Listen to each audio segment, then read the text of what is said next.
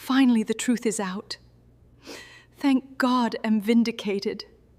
Diane, you are so wicked. I am disappointed in you. So you are the one that set Claire up. What? No, that's not true. Diane, is this true? This is unbelievable. Fired maid saves sorry, billionaire's please son. forgive me. She was I fired can for a crime she explain. never committed. 3 years later, on an ordinary afternoon, she was the only person standing between a billionaire's only son and his last breath. Hey everyone, welcome back. Before we get into today's story, if you're someone who believes that good people eventually get what they deserve, that the truth always finds its way to the light, even after years of silence, you are exactly who this story was written for. This is a story about a woman who lost everything because someone else lied, about a little boy who never stopped believing in her, and about a father who has to face the truth of what his silence cost the people he loved most. It's emotional, and it's got twists you won't see coming. If stories like this move you, hit subscribe, tap like, and drop a comment letting me know where you're watching from. It genuinely helps this channel, and I read every one. Now let's get into it, because this story is not what it looks like on the surface. Some people walk into a house and see marble floors, chandeliers, a view of the ocean most folks only see on postcards. Claire Marsh walked into the Whitmore estate every morning at 5:45 and saw something else entirely. A little boy's breakfast that needed to be made just right, or he wouldn't eat at all. In the kitchen, Margaret Hale, the head housekeeper, watched Claire crack eggs with the same care she'd shown for 11 years. "You're here before the sun again," Margaret said. Claire smiled. "Sun doesn't wait for anybody. Figured I shouldn't either." Margaret's smile faded. "Just be careful lately, Claire. Money's been disappearing from the household accounts. Small amounts. Mr. Whitmore's been asking questions." Claire didn't know it yet, but a woman 2 floors above her, a woman with a silk blouse and a smile made of ice, had already decided who would take the blame. Upstairs, 9-year-old Tommy Whitmore waited for his breakfast tray, an inhaler resting on his nightstand. "Did you check 3 times for peanuts?" he asked. "Always, baby," Claire said. "Dad doesn't check at all," Tommy said quietly. "He just tells Diane to handle it." James Whitmore had built an empire, skyscrapers with his name on them, but he hadn't figured out how to build the one thing his son actually needed, a father who was there. Somewhere in that gap, a woman who wasn't even family had quietly become the closest thing to it. In his study, Diane Price laid a folder in front of James. The missing funds line up with Claire's shift schedule, down to the hour. James resisted. 11 years was 11 years, but grief and exhaustion had worn down his instincts. "The numbers don't lie, James," Diane said softly. "Quiet is safer. For everyone." What James didn't know, what he wouldn't know for a long time, was that the numbers weren't lying. The woman reading them to him was. That afternoon, in the grand foyer, James told Claire the money pointed to her. "I would never," she said, stunned. "I need you to understand this isn't personal," James said. Claire's voice broke but held steady. 11 years. I raised that boy more than half his life. You look me in my eyes and tell me you believe her numbers, over 11 years of me showing up for your son when you couldn't." James flinched. Something in his face cracked, but he didn't take it back. "I'll have severance sent to your address." "I'm sorry, Claire." At the top of the stairs, Tommy stood frozen, having heard everything. "Claire, wait." She looked back only at him. "Check your eggs 3 times, baby. Promise me." Then she walked out, and the door closed behind her with a sound far too soft for how loud it felt. There's a particular kind of heartbreak that doesn't come from losing something you had. It comes from being punished for something you never did. Claire Marsh walked down that long driveway with 11 years behind her, and nothing but a bus pass, and her son's face waiting for her at home. She had no way of knowing that 3 years from that morning, a single afternoon would change everything. 3 years is long enough for a boy to grow 4 inches, and long enough for a woman to lose a job, an apartment, a car, and rebuild a smaller life from what was left. Claire now worked 2 jobs, mornings at a diner, evenings cleaning offices downtown.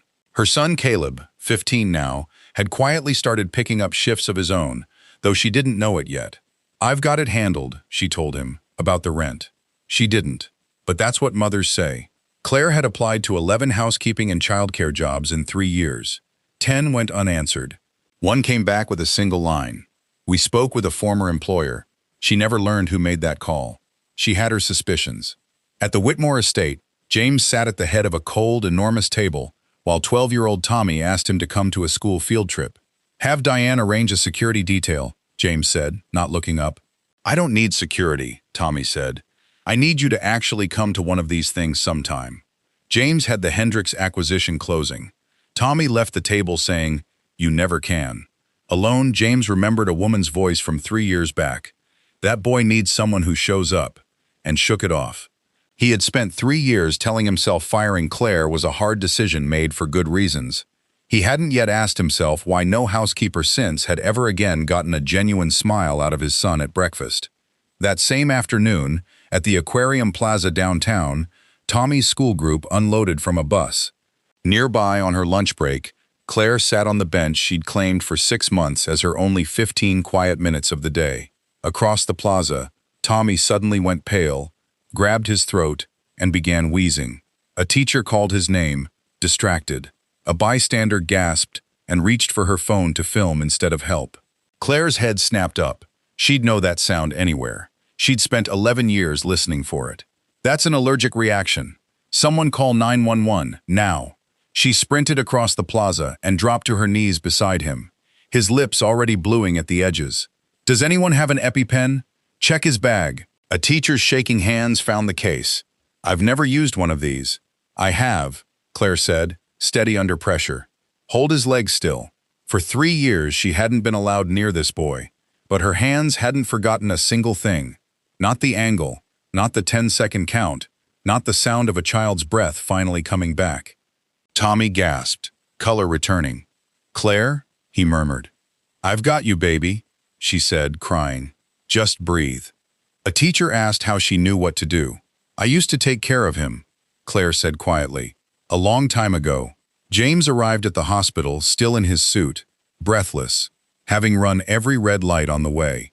He found Tommy sitting up in a hospital bed, color back in his cheeks, and Claire standing quietly by the window, having stayed only because Tommy had begged her not to leave.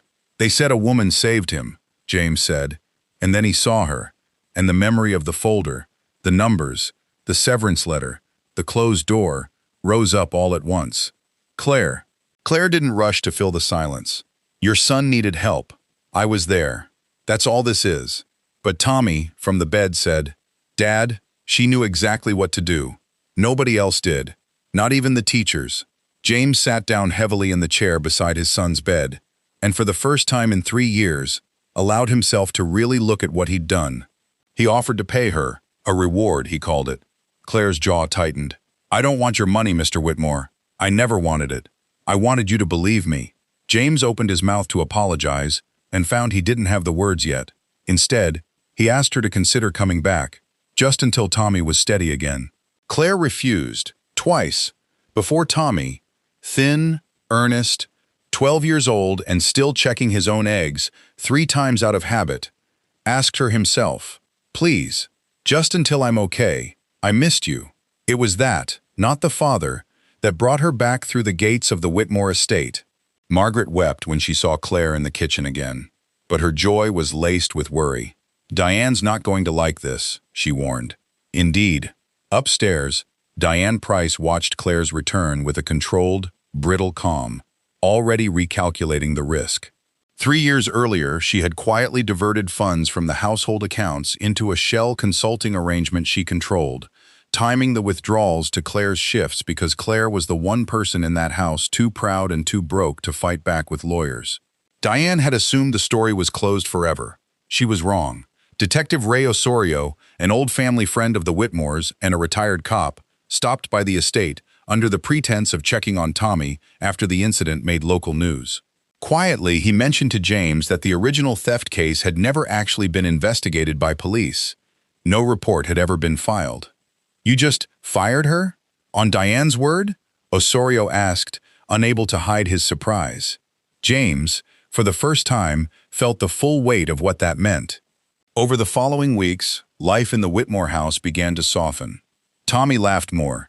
He started asking Claire to sit with him during his allergy check-ins, started sleeping better. Claire, cautious but no longer as guarded, allowed herself small moments of peace in the house that had once broken her.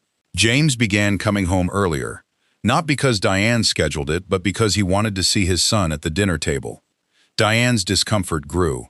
She began quietly moving digital records, deleting old transaction logs, worried that any renewed scrutiny of the household finances might resurface the fraud she'd buried 3 years before. But Osorio, working off the books as a favor to James, had already begun pulling old bank statements. The real ones, subpoenaed quietly through a contact at the bank, the kind Diane didn't know still existed in archived form. One evening, Caleb, now aware his mother was working occasional shifts back at the Whitmore estate, asked her directly, "Are you scared to go back there?" Claire admitted she was. "That house took something from me, baby. I don't know if it's mine to get back." Caleb, wiser than his 15 years, told her, "Maybe you're not going back for the house. Maybe you're going back for the boy who needed you." It was the kind of thing that stayed with her. Meanwhile, James sat down with Osorio's early findings, timestamps on withdrawals that, when cross-checked against the estate's security logs, did not actually match Claire's shifts at all, but matched a set of transactions authorized under Diane's own employee credentials, routed through an external account that traced back to a company registered in Diane's mother's maiden name. James stared at the printout for a long time before saying quietly, "I ruined a woman's life over a lie I never even checked." James called a private meeting at the estate. Diane, Margaret, Claire, and Osorio, all present, though Diane wasn't told why. James laid the documents on the table. 3 years ago, you told me the numbers pointed to Claire. I want to know why they actually point to a shell account with your mother's name on it." Diane's composure cracked for the first time in a decade. She tried to explain. A mounting personal debt, a gambling problem she'd hidden for years, a belief that borrowing a little at a time would never be noticed in a household with James's kind of wealth. "I was going to pay it back," she said. "I always meant to pay it back." "You let an innocent woman lose her home over your shame," James said, his voice shaking with anger he hadn't let himself feel in 3 years, not at Diane, but at himself, for not asking harder questions the first time. Claire, standing quietly at the back of the room, didn't gloat. She simply asked one question. "Did you know what it cost me? Not the job, the looking over my shoulder every interview after, the way my own son had to grow up faster because I couldn't say no to a lie." Diane had no answer for that. Osorio formally filed the case with local authorities. Diane was escorted from the property that same evening. The fraud substantiated by 3 years of paper trail she'd been careless enough, in her arrogance, to leave partially intact. It wasn't dramatic in the way movies make these things dramatic. No shouting, no chase. Just a quiet, final walk to a car, and a door closing the way one had closed on Claire 3 years before, except this time, justice was on the other side of it. James stood before Claire in the same foyer where he'd once fired her. "I owe you more than an apology," he said. "I owe you 3 years back that I can't give you. But I'd like to try to make the years ahead count for something." He offered her position back, not as a favor, but as what she'd always deserved. Full back pay for the 3 lost years, her legal fees covered, and a formal, public correction of the record, so no future employer would ever again receive that damning phone call. Claire, through tears she didn't bother hiding, said the thing she'd needed to say for 3 years. "I never needed the money to know I was telling the truth. I needed somebody to believe me." James said quietly, "I believe you now. I should have believed you then." Tommy, now healthier and steadier than he'd been in years, asked if Claire would stay, not as staff, but almost as family, the way she'd always felt to him, even when the house called her something else. Caleb and Tommy, once strangers, became something like brothers over the following months. Caleb tutoring Tommy in math on weekends, Tommy teaching Caleb how to swim in the estate's pool. Margaret, watching it all, told Claire one afternoon, "This house finally feels like it belongs to somebody who's kind." Between James and Claire, something quiet and unforced began to grow. Not rushed, not a fairy tale, but a genuine, hard-earned respect that, over time, became something warmer. A year later, the Whitmore kitchen was loud with laughter for the first time in a long time. Tommy and Caleb setting the table, Margaret humming over a pot on the stove, James leaning in the doorway watching Claire crack eggs the way she always had, firm on the outside, soft in the middle. They say the truth always finds its way to the light. Sometimes it takes 3 years. Sometimes it takes a stranger's kindness, a child's memory, or a father finally brave enough to ask the questions he should have asked the first time. Claire Marsh lost everything for a lie and got back more than she ever thought she'd have the right to ask for. If this story moved you, let us know in the comments what part hit you hardest. And don't forget to subscribe. There's another story just like this one waiting for you next week.